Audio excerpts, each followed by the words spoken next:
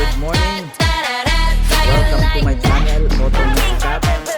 Now we talk about what are the causes of hard starting.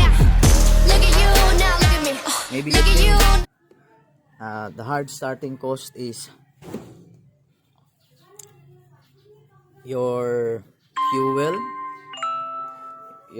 pump or feeder.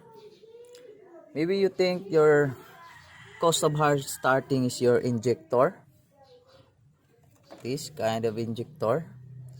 This is talk about diesel engine.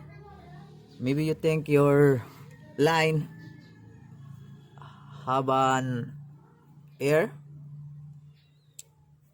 So now we talk about hard starting. The cost of hard starting, guys, in diesel engine is this